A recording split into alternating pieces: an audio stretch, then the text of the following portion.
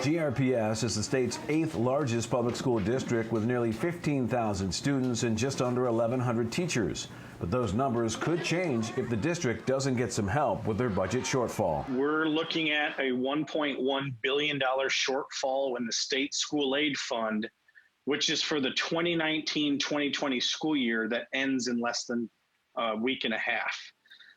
That's for just the 1920 school year. There's another $1 billion school aid fund shortfall for the 2020-2021 school year.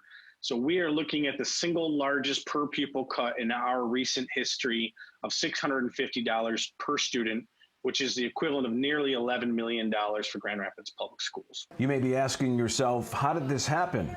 COVID-19, of course. The state school aid fund is funded, vast majority is through state sales tax and income tax. And the state budget overall took a dramatic hit as a result of COVID.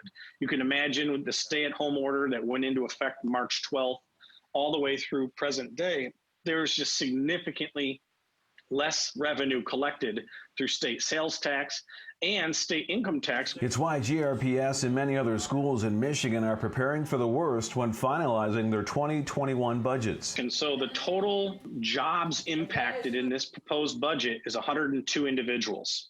About 20% are vacant positions. As of right now, we have 13 school buildings that have enrollment that is at 260 students or less, and they're at about 50% capacity.